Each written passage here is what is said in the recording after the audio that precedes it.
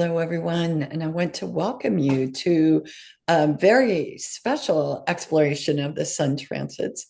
We have a dear guest with us today, astrologer Anastasiia. And Anastasia, I was thinking about our first meeting and thinking back to 2019, a very different world we all lived in, very different world you were living in the summer of 2019 because we met in Kyiv, Ukraine. And I was so touched by our meeting that I felt certain at that time that sooner or later our paths would cross again. And here we are in 2025, and I'm so grateful to have you with us. So, why don't you introduce yourself to our audience? Um, Hello, everyone. Hello, Lauren and Kristen. It's a pleasure to be here today. And thank you very much for the invitation. I also remember our meeting in Kiev, and that brings up only warm feelings. So, as already said, my name is Anastasia. I'm from Ukraine and I'm a professional astrologer. I have been actively consultant since 2008.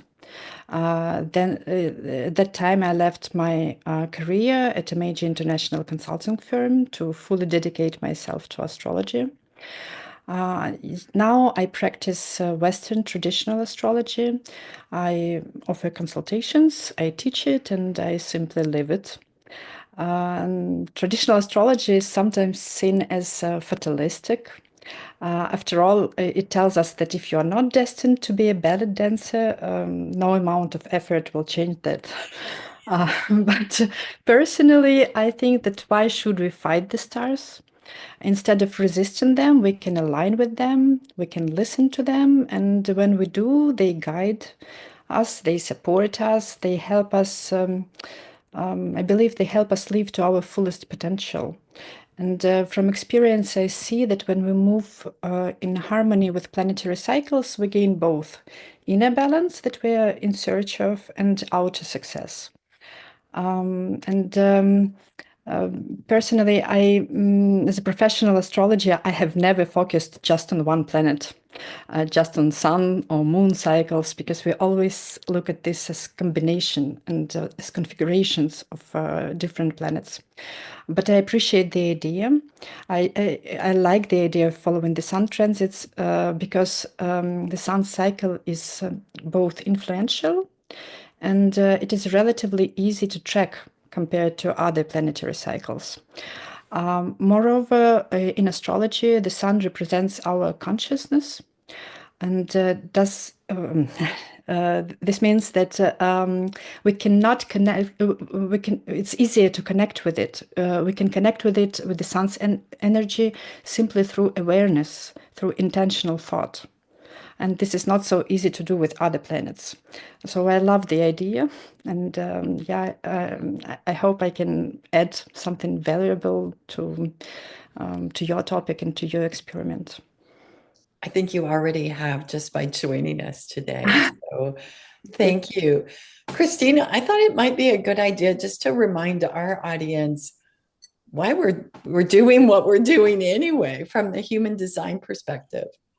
Yeah, no, that's true. And it's interesting because it dovetails exactly into what Anastasia is saying, which is the sun is the most, apparent heavenly body to us, right? We are so closely tied to it all the time. And in human design, just like in astrology, the sun makes a cycle once a year, right? It does its thing around us, or we around it. It looks like it's around us.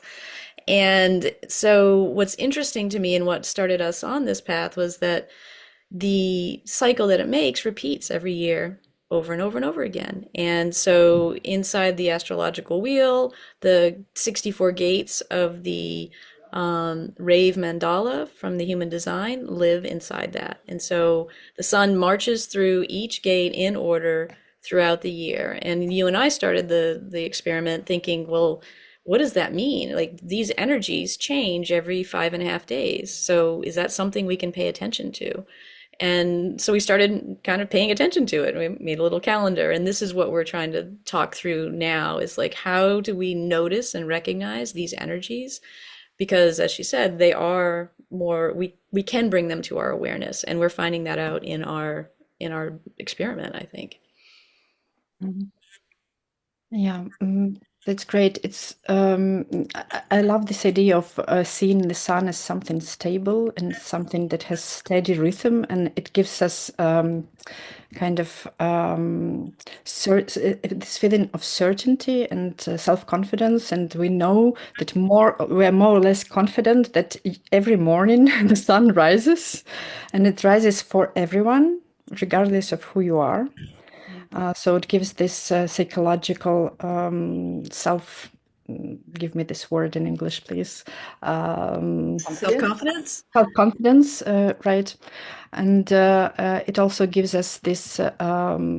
Also physically, where we know that it gives life. It gives light and it gives life, and spiritually as well, because we see that it represents some higher guiding force, that we see that there is purpose ahead, there is always light ahead. So we have a reason to wake up, and life goes on. So yeah, Yeah. it's beautiful. So it's interesting to have you here now as we're approaching the equinox, right? And so the sun is gaining power. We're seeing more of the sunlight each day. And so I'm really curious how you see the sun on this kind of, should I say, a larger scale or kind of a higher view than our lens that we've been looking through for 5.5 days at a time. Mm-hmm, mm-hmm. I see each of us as a little sun. We are such little suns that we have our own will, and we can choose to live our own life or to dominate others, like the sun dominates. We can spread warmth like the sun does, and or we can heat till it burns. We can light up things, or we can blind. So it's a choice everyone makes for oneself. It's a conscious choice. And the beauty of the sun in astrology, I believe, is that it gives us this freedom to choose. Freedom to choose how to apply the sun's energy and also our little sun's energies. And our inner cycles, because we are little suns, we have our individual cycles, and our individual cycles are deeply connected with that of the outer sun, the real sun. And coherence with this sun's movement empowers our little suns, and we can do it in different ways. We can do it actually daily, because sunrises are perfect for setting goals. Sunsets are good for drawing conclusions. And during the year, there are these four pivotal points, this spring and autumn equinox, and the spring equinox that we are approaching now, and summer and winter solstices. And they are very good for strategic planning. They're very good to set this renewal, to transform, to let the past go, and to welcome the future. So these are the great moments to stay in here and now. But what I would like to add here is that, yes, the sun is stable. It goes every year through the same zodiacal signs and through the same human design gates. But it is every year different, because we don't experience the same every year, the same things. And it depends on what other planets do, because the sun is not alone. And every equinox is also different. And this equinox is special, I guess, because it doesn't give us such a push into future, such a push to start something new. It's more about letting the past go. But maybe I will talk about it a bit later. I don't know uh, if you don't have anything to add to this, and how does it? I'm also interested how it looks like in human design. What does it mean when the equinox starts? Is it some is it some start, or is it just a regular passing through the gates? Yeah. Yeah, that's really interesting. It is not actually, as this is the beginning kind of the zodiac, this first piece of Aries. In human design, this it isn't a gate 25 in human design, and 25 is a beautiful gate. It's about universal love, right? And it sits in our body. This is the thing that human design does. It brings this outer cosmology in and maps it into our body. And so this gate is a master gate. It is one of these places that it is sort of a start from that perspective. But in every other way, it's not, right? Like it doesn't really have the same significance in human design. And I was looking at that as we were, as I was preparing for this. And so it was interesting. It's like, I don't know why there's not the same kind of emphasis that there would be in astrology. But this is a section of the year that's called there are quarters in the human design Rave Mandala. This is the quarter of initiation, which is very much about starting. It's about purpose fulfilled through mind, right? It's about envisioning and thinking things through and just thinking about how we want the world to be and how we want to do things. And then the next quarter that we step into halfway through the Taurus section of the wheel, we step into the quarter of civilization, where it's purpose fulfilled through form, where we go and we build out the things that we've been thinking about, right? And so there are some demarcations in this way, but they don't actually tightly align to the astrology, which I think is interesting. Mhm.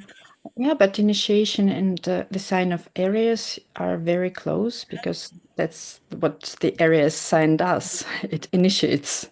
And then building the form for Taurus is perfect. Yeah. I guess it's also because it's the earth sign, and it works with forms, and it forms our reality. It forms the material things. And what is the third one? The Gemini. Well, that is also part of the quarter of civilization of form. So so we're kind of halfway between both, right? Both of these, initiation and civilization, in this equinox 3 month period here. Mhm. That's interesting.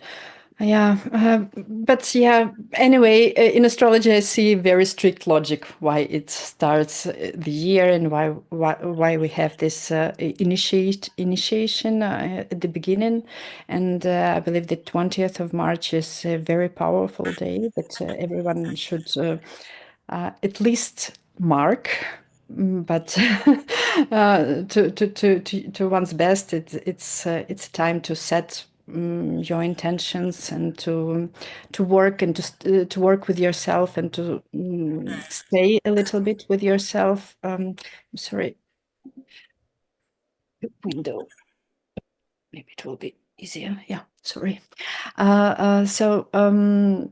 So it's a great time to just to be with yourself, and to make some reflection, yeah, and to think where you are at this moment of here and now. And yeah, especially this time, because almost simultaneously with the start of this new year, this time the sun gives a start to three more cycles. The first one starts on the 23rd of March. It's not exactly on the 20th of March, but it is very close, and that's what the sun does. It goes to a conjunction with Venus, with Venus retrograde. Then on the 24th of March, the sun conjuncts Mercury retrograde. And here we hear two words retrograde, both Venus and Mercury. So these days are to reevaluate past relationships, values, and because of Venus, and revisiting past conversations and ideas because of Mercury. So it's time to obtain emotional clarity, and to find the true meanings. So this is not about rushing ahead and starting and initiating immediately, but about revisiting and letting the past go. And then the third cycle is very important because we have a sun eclipse on the 29th of March. We actually have moon eclipse on the 14th of March. And this start of the year is in between the eclipses. So the solar eclipse that will be at the end of March, and usually solar eclipses, they mark great beginnings. But this eclipse, is the final on the axis Aries and Libra, because it will happen in Aries. And it echoes the eclipse that already happened in autumn 2024. So that eclipse happened almost at the same degree, but in Libra. So it basically repeats the same message of retro Mercury, retro Venus, and now we have such a retro eclipse. So you can start only when you finish. So it's a period of big closure, more than a period of big initiation, of big start. And the other thing that is very important in astrology is that we don't look at, as I said, at one planet exclusively. We look at what it does with other planets, at aspects that it does, and also at the host of the planet, so-called host. I should probably explain this hosting concept. When the sun enters each sign, it enters this sign each month. That's when we say I am Aries. That's when we are born, when the sun was in Aries. Each sign has its own ruler. Each sign has its own host, and a lot depends on how this host feels itself. It's like when we go to, when we also are guests and we come to someone's house, and when the host is sick, we don't feel so good.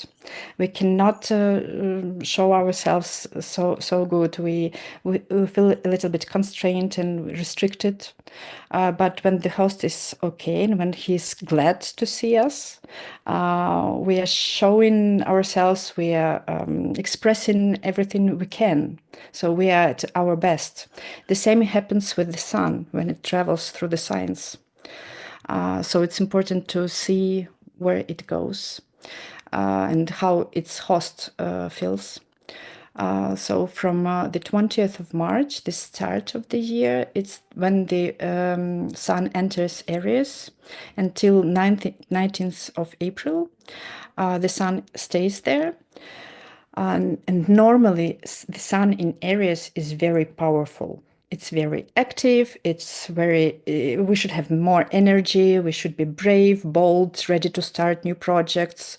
But Aries is ruled by Mars. And the condition of Mars now is not as good. It stays for the entire period of Sun in Aries. It stays in Cancer. It's very emotional. It's defensive. This Mars doesn't feel good. It is not brave. It is, I would say, it is a coward, and it prefers to bite from the corner or do nothing when it is required to act.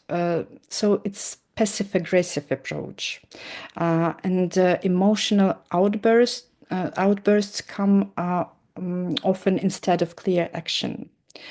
And what is also important, that Mars is at this time, end of March and beginning of April, it is also getting out of its retrograde loop. It's not retrograde, but it has already been in this zodiac degrees twice this year. This year it was in January, and from 5th of January till the 2nd of February. And the first time it was last autumn, from 11th of October till 6th of November. So now we will have to finalize what was brought up already in autumn 2024. So it brings this energy of revision instead of something absolutely new, as we would have normally wished when the sun is in Aries. And on top of it, Sun and Mars are in a tense aspect. They create internal conflict tension, frustration, such emotional impulsivity, because Sun is in this fire sign, Aries is fire, and Mars is in water sign. Water and fire do not connect so well. But they do not make this aspect exact in these signs, which means that the conflict in energy is there, it stirs us, but it doesn't bear much fruit. Conflicts are good when they're resolved, but this month doesn't offer true resolution. So it doesn't really feel like a good start of the year when we expect that it's areas we go forward. But if we know that it's not about going forward, that it's about letting the past go, it's about channeling frustration, it's about processing emotions constructively, it's about balancing impulsivity with patience. When we know it, we know that that's what is expected from us from these planetary cycles, and we can process it, and we can actually start the year at our best. So I don't know. When we there are some practices that we could do. For example, one can write a frustration letter, because this Mars in Cancer is suppressed emotion. It's emotion that we do not let out. But when we write it, and then it's good to burn it, it will be an act of release. Burning is very much about Aries.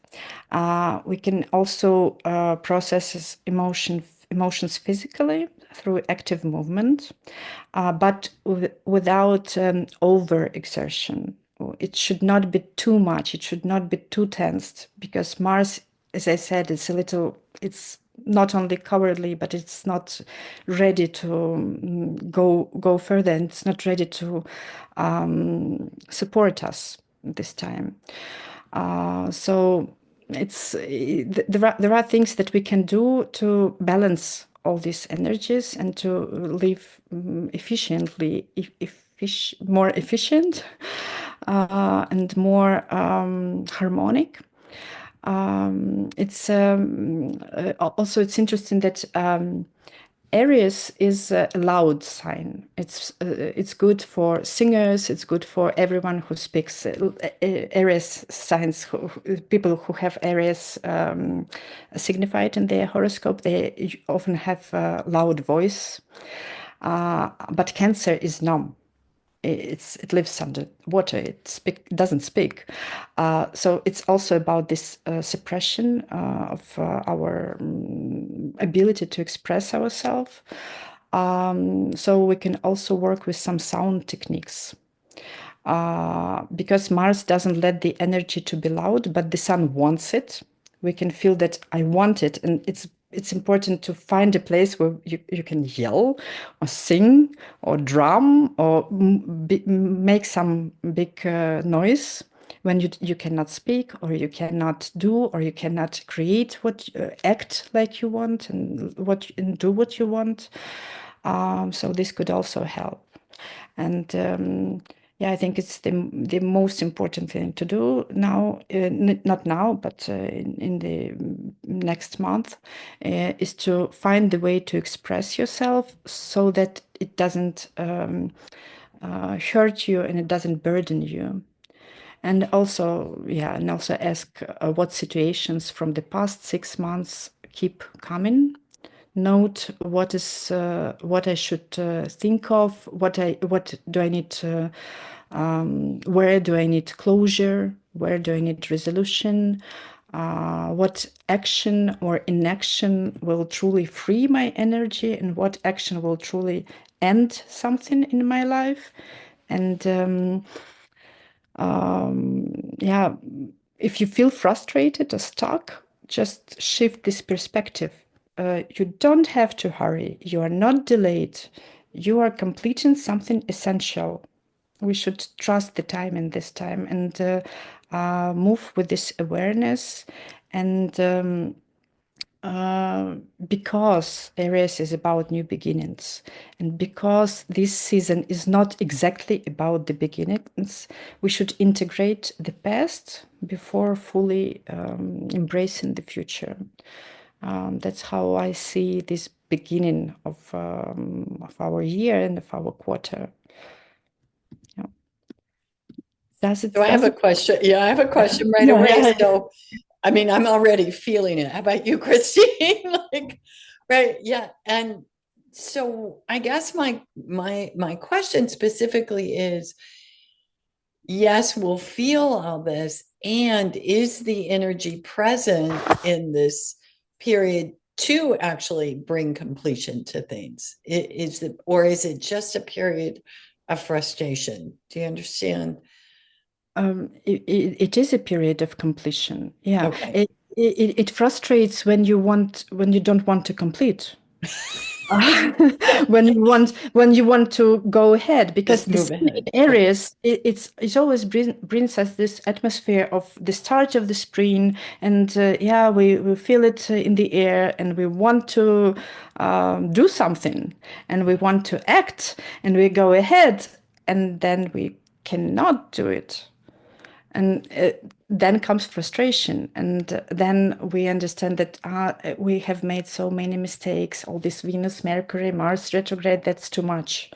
uh, and these mistakes bring us to frustration when we do not process them. Okay. That's what I see important. Yeah. Yeah, that's interesting. I also see exactly what you're talking about in the human design mandala too, right? So the mandala is 64 gates all around the wheel, right? Broken up into sections of eight that are the hexagrams of the I Ching have the same bottom trigram in each of those eight sections. And then the wheel is also broken into halves, right? A yin half and a yang half.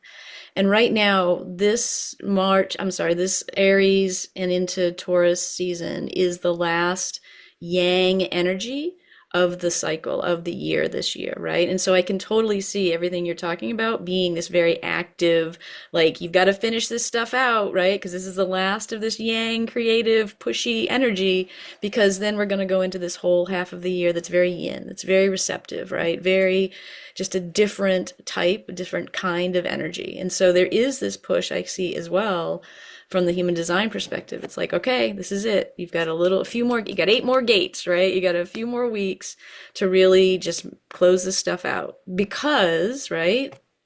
Every ending is a beginning, right? So as you're ending things, you're also beginning things, right? You're also seeing where the new openings are.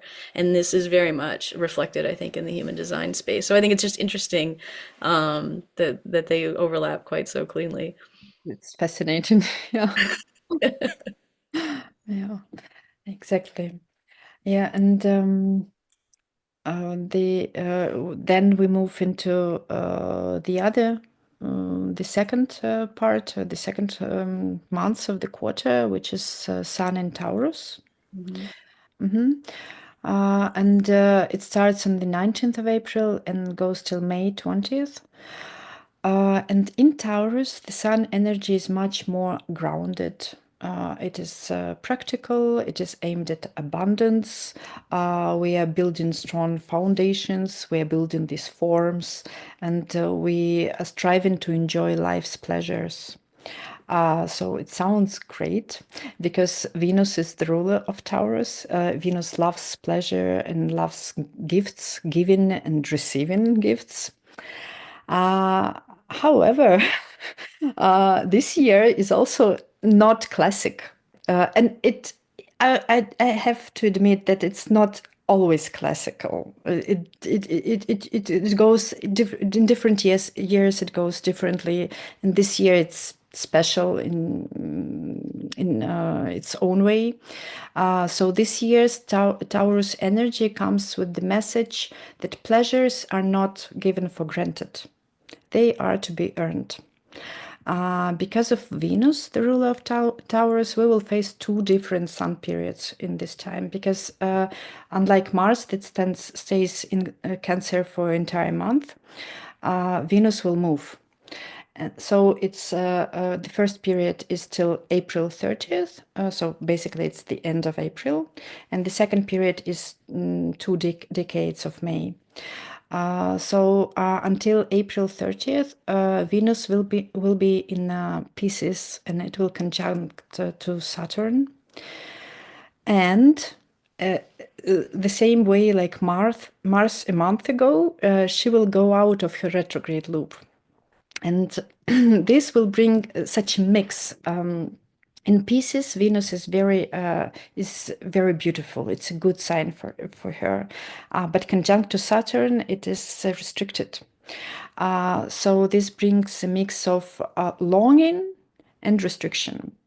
We will most probably strive for deep emotional connection, for creative fulfillment, financial security, and at the same time, we will realize that all of it is attainable, but through patience and responsibility, because Saturn, it likes responsibility. It likes to ask who is responsible for what, and have you done your thing?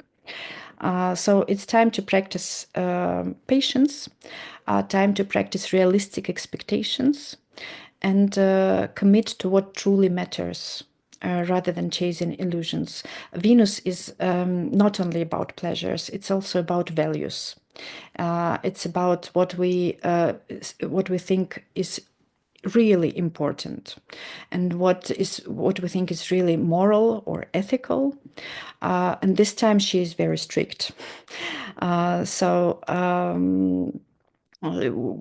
illusions are not the best way to deal with your plans and with your actions. In addition, during this time, the Sun will make some harsh aspects, and honestly, it's for the Sun. There will be some other tense aspects of other planets in different months, but for the Sun, it's the harshest at the end of April. On the 20th and 23rd of April, it will square Mars and Pluto. So the entire end of April is about conflict in energy. And it is important to understand that last month, you remember I said that conflicts are here, but we cannot find the resolution. And here, at the end of April, we can resolve them. We will resolve them maybe through real conflict. Maybe we will have to stand up for ourselves. But it is important. If you cannot avoid conflict, then stand up for yourself. If you can, don't go into it. Don't go into the conflict.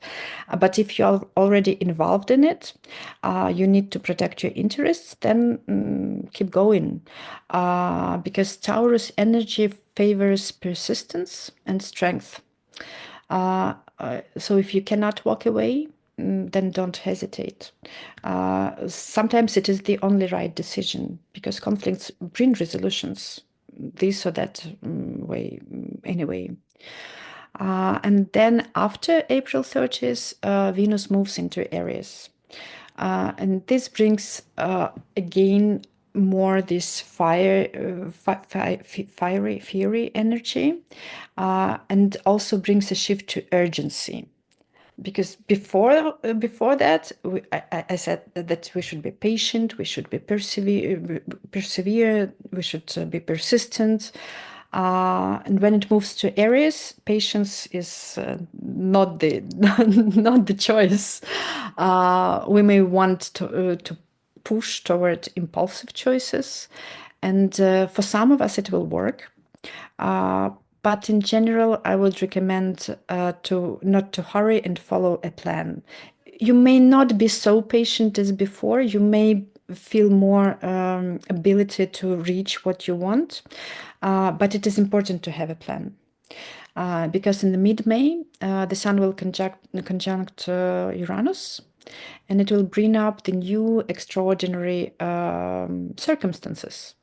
They may be unexpected. So sticking to the plan will help you be prepared, flexible, and not to let yourself in chaos. The positive thing of this conjunction with Uranus is that we will also have unusual solutions, unusual ideas, and this time, approximately 12th till 20th May, is good for creativity, for making, for finding some extra way out of some difficult situation, or to find out the new, I don't know, maybe if you are writing a book or if you are inventing something, you may find this impulse and this energy. Oh wow, that's how it should be made. So yeah, planning. It's good that we will have these unexpected ideas that will light us, because sun always lights us with ideas. But it can also bring some unexpected circumstances. So following the plan is good. And basically, I believe that it's a great time, the entire Taurus time, the entire time from the 19th of April till the 20th of May, is a great time for some grounding rituals. Like working with plants or walking barefoot on earth. Thank God it's warm. Or simply spending time in nature. So it's just a very, very good time to connect to our roots. And gratefulness, I guess, is also one of the good, not techniques, but things to do during this time, because when we express gratefulness for what we already have, for all the stability and abundance that we already have, we we fill ourselves with this Taurus energy, that we accept that we already have something, and it doesn't mean that we will block some new I don't know, income of energy, but we will open more source of it when we are grateful, and especially at the sunset time. Sunset is excellent for thinking, as I see it. So yeah, this Taurus season, it teaches the stability, and that stability doesn't come just like that. It's something we create, not something we passively receive. Um, Patience, perseverance, well thought out action, plans are key to success. But again, the main clue is values. As I said, Venus is about values. So the lasting growth, the success and the feeling of inner harmony comes from nurturing and doing and protecting what truly matters to you. That's how I see the Taurus season. Do you have anything to add, Christine?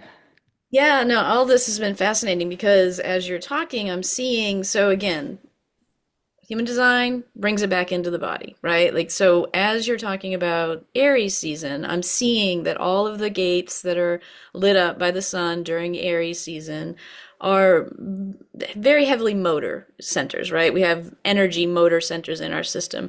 And so there really is this like energetic, like I have the energy to like close out this cycle and to begin thinking about making new things. That's very much where that energy is in Aries.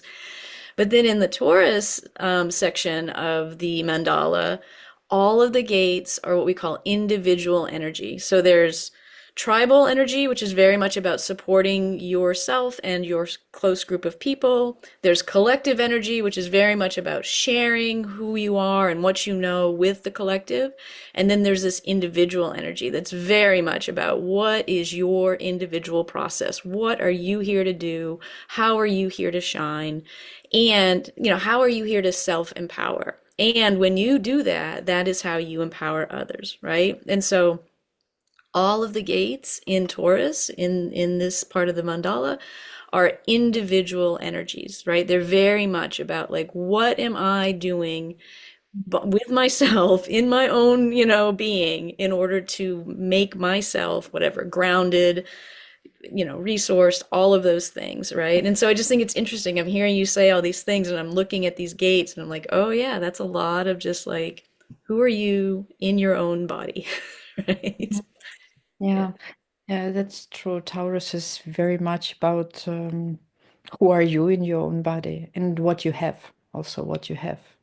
It's Aries is more about how you act and go forward, and Taurus is more about what you have and what you produce.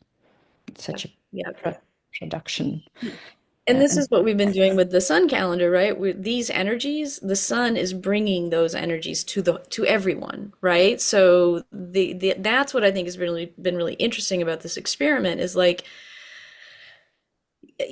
not just me, but everyone is getting gate 2 individual energy available to them in that 5.5 day period, right? And bringing some awareness to that, I think is just really interesting.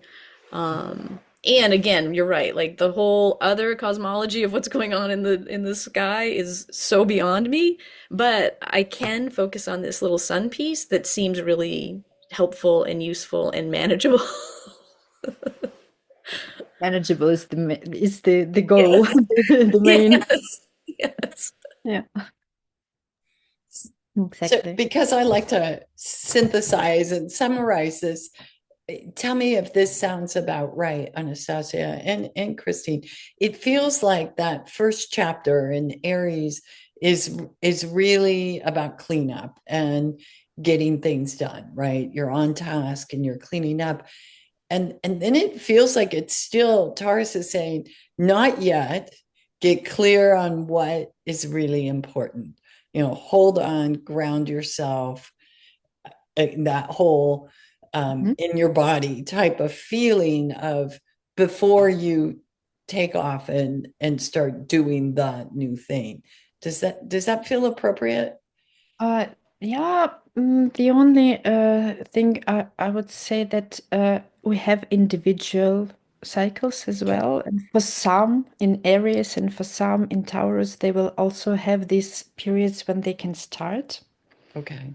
But in general, yeah, in general, it sounds correct that in Aries we don't start yet. In Taurus we start not only these things that we value that really matter, and also probably what I didn't make the emphasis that I wanted, that if you feel that you have enough power to be responsible for what you are taking, or what you want to do, then do it, because there will be a lot of responsibility in the Taurus season, and strong people will succeed. Strong people with it doesn't mean that there are strong or weak. I mean that when you are really sure that you are ready to take on responsibility, then do it. You can already do it in Taurus. No need to wait. No need to wait for a better moment. When you are not sure, you can take too much on yourself, and then it will not work out as good as you planned. So yeah, I think in Taurus you can already start. It's okay to start when you are sure. Yeah, in human design, we would say you follow your strategy and authority, right? Like really honor your, get really clear about what your body is saying and telling you and following it, right? And that is tricky, right? Because all of us have been trained to be up in our mind and to make decisions from that space. But yeah, you're right. We all have individual cycles inside of this bigger cosmology too. And so paying attention to, if our body says yes, go now, do it. Exactly. And I also really believe that these techniques, like for example, yelling out somewhere in nature when the sun is in Aries, or walking barefoot during the Taurus season, that can help you hear your body.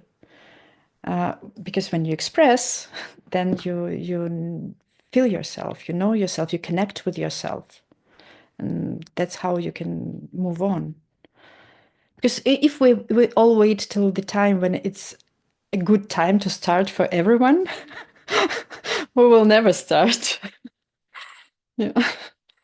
Well, and that's one of the things human design is talking about, right? Like we are in between these global astrological cycles too, from a human design perspective, right? We're 2027 is the demarcation between a 400-year cycle of the what we call the cross of planning to the 400-year cycle of the cross of the sleeping phoenix, right? And this new age in the sleeping phoenix is very much about this reconnecting to our individual knowing and our individual responsibility in the world, and actually taking back responsibility and power for ourselves, right? And so we can't do that if we aren't connected to our body. And you're absolutely right. These being out in nature, grounding, being, actually connected to the earth, to your own inner knowing, super important. We can't move into the future without it.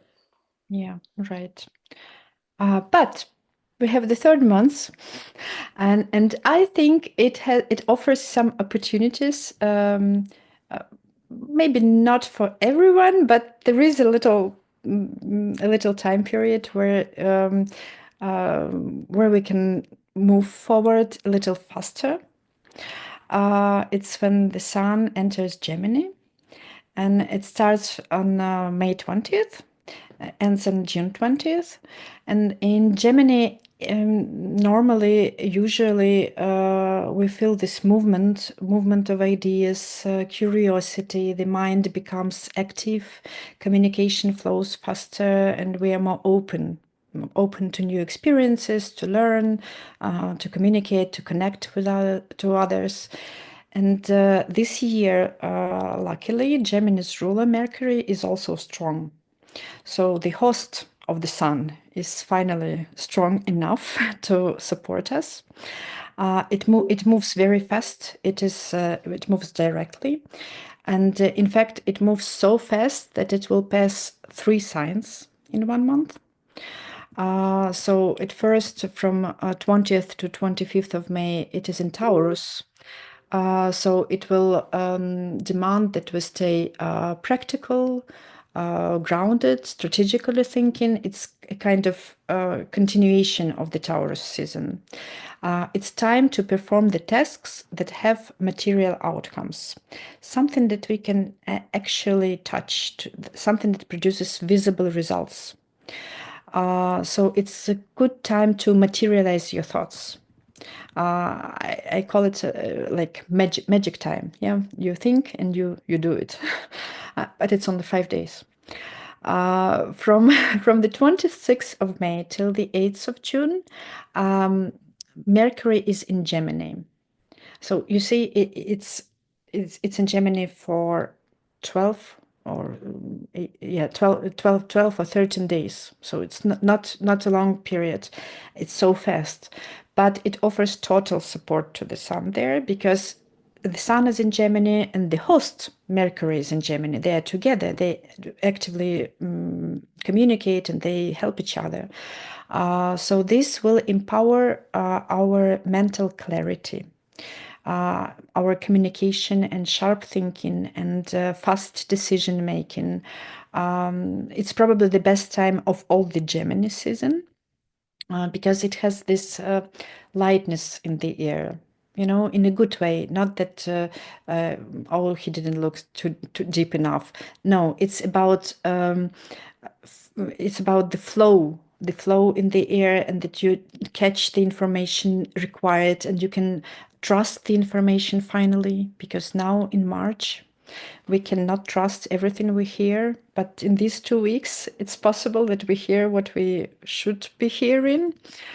So it's a perfect time to engage in active learning, to take a course, to attend events, to start writing, to start an important conversation, to start networking.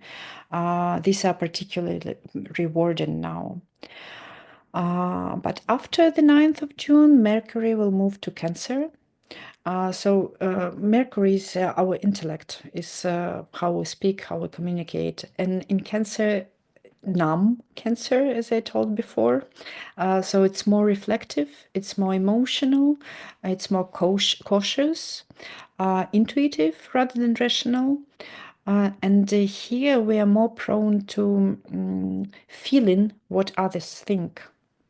So it's not bad. It's a good sign. We can feel what others think, and it's also easier for us to verbalize own feelings.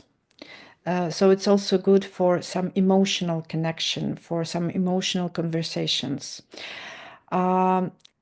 Unfortunately, in this 10-day period, from the 9th of June till 20th of June, Mercury is somewhat harshened by Saturn. And it can bring some pessimistic feelings. It can bring pessimistic news, but also pessimistic reaction to news. So it doesn't necessarily mean that it's bad period, but it's that we do not react so optimistically as before because we feel it in our skin, not just coldly like 2 weeks before. We could coldly analyze everything and understand everything, but not now. We can also feel the critics and hear the critics and exercise critics ourselves. So it's better to be careful, especially with children, not to criticize too much because it hurts, because they feel it. In general, during this time, we can hear some news about big changes of the game rules.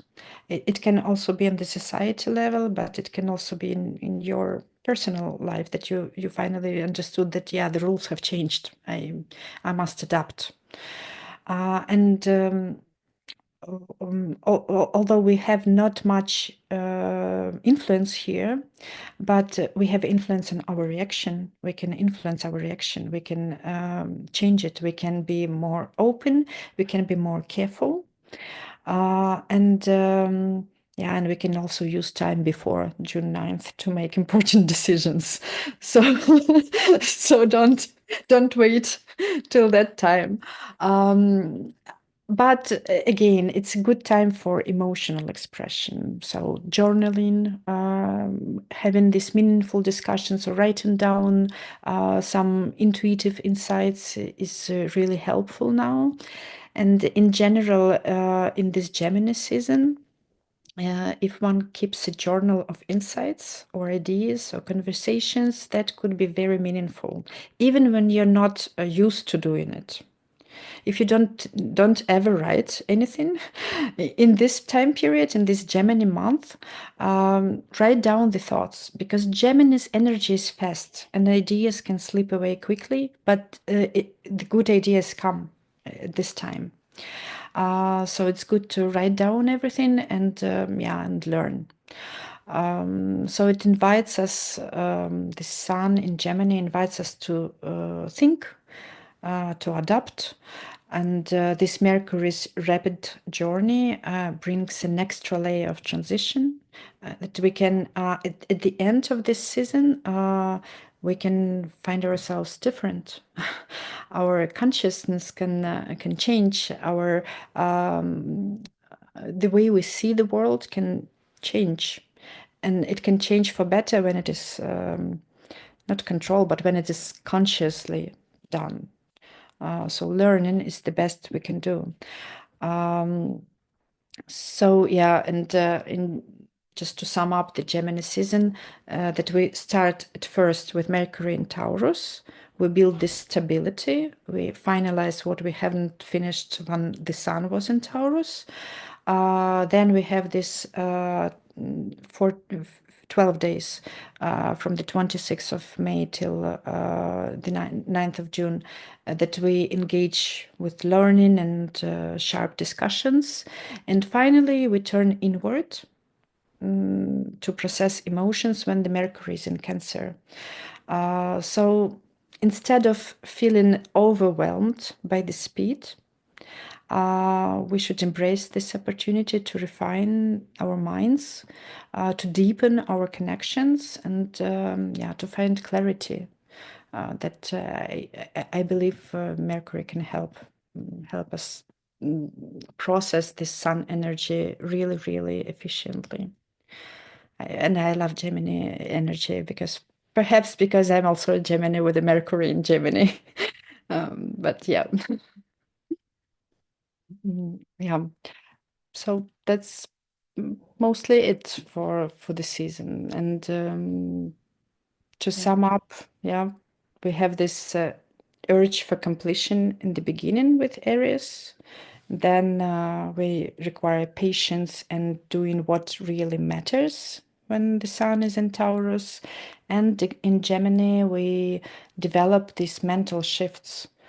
And when we align with these energies instead of resisting them, we move with this natural rhythm of life, and we make some new findings about ourselves. We find something very special about ourselves. Yeah, I love this. This is so perfect because it's, again, it aligns perfectly to human design, which I guess I shouldn't be surprised, but it's really nice to actually just be in this conversation to see more clearly for myself why that is so. So as we step into Gemini in the sun gate is 20 in human design, which is literally the now, right? It is the fastest moving gate in our system, and it is in the moment.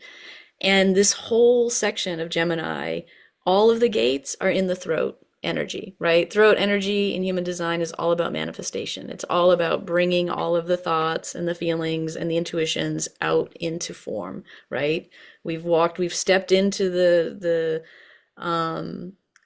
quarter of civilization, which is, purpose fulfilled through form in the middle of Taurus. We're in this thing and we have all of this energy in Gemini to make things happen in the world, right? And so as you're talking, I'm like, yep, that's a throat energy. That's a throat energy. Yep, it's all perfectly aligned. So, the keynotes that I was just putting keynotes for Gemini up, and the gates are essentially expression, now, enthusiasm, change, gathering, cautious progress, and manifestation, right? And so all of the stuff that we've been talking about, 100% shows up in the human design aspect too. Yeah. Like that. And it's also, I like it how the nature is, how the sun goes, that we have this the year is divided into quarters, and the quarters are it's naturally divided between equinox and the solstice, and that during the quarter we are not stuck to only one sphere of our body, of our life, but we have an opportunity to open up in different directions. Like in Aries, we see the action. In Taurus, we see this material things. In Mercury, in Gemini with Mercury, we see this communication stuff and mental shifts. And it's just that we have we live through the entire cycle in a year, and it's beautiful how it goes bit by bit, and then we gather this puzzle by the end of the year.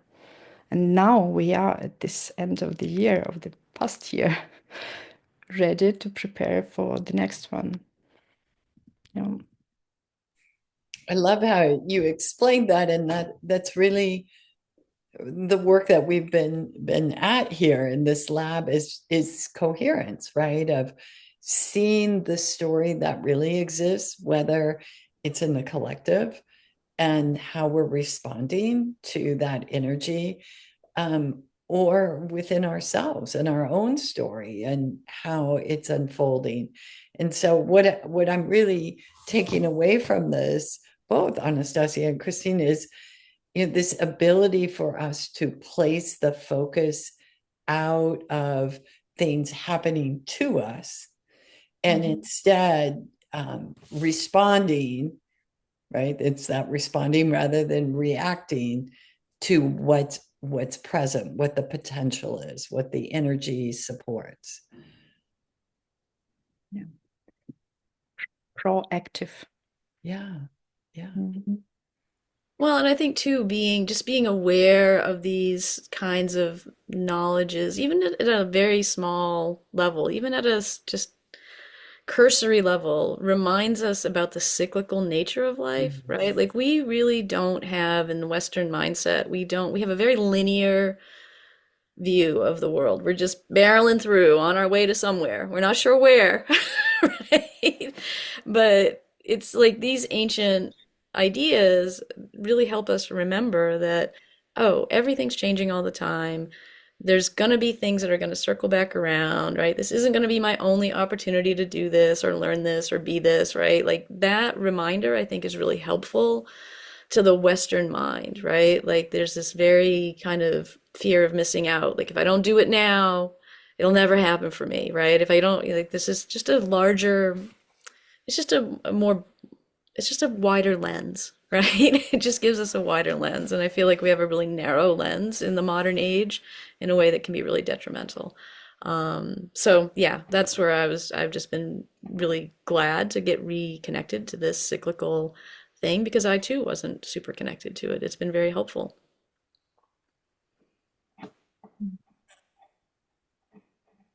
Yeah. Anastasia, anything else you feel like you'd like to share before we close today?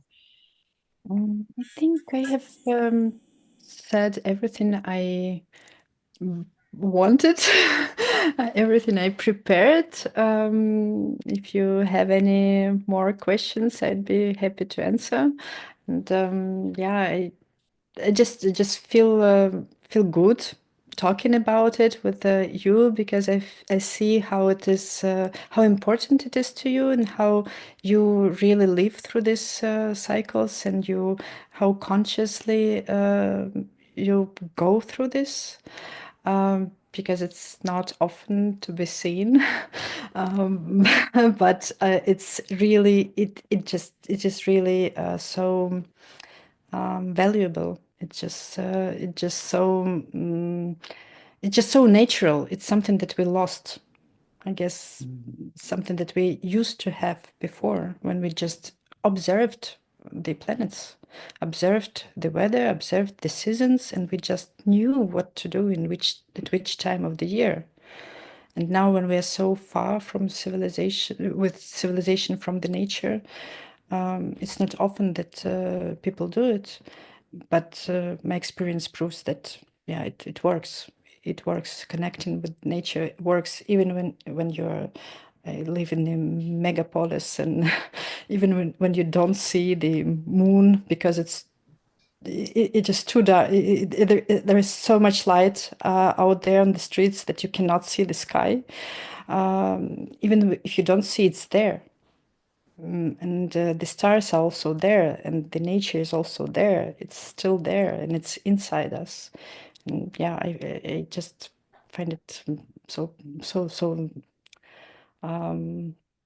not nice, but so perfect, so great that there is this opportunity to connect and to communicate with you and with the people who are interested in such reconnection and coherence. Yeah. Thank you. Thank you so much. I mean, you've just mentioned there's a perfect system that already exists, right? We don't have to go look for it or create it with our tools of modernity. It's already there. And it's just a matter of turning back and looking at it. So thank you for sharing your insights. Christine, anything else you'd like to add as we close?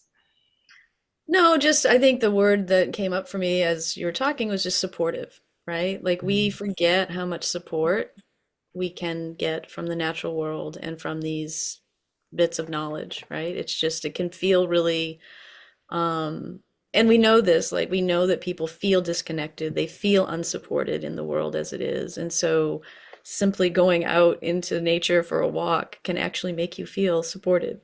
Who knew? Right? That's a great word. That's a great support is just perfect. Yeah. That's what we all need today. So it's right there. Ladies, both of you, thank you. And Anastasia, thank you so much for your generous sharing of your time and your wisdom. And I hope this was enjoyable enough that we can have you back next season. Thank you. Thank you, Lauren. I'll be glad to join you. Thanks. Be great. Thanks. Thanks so much.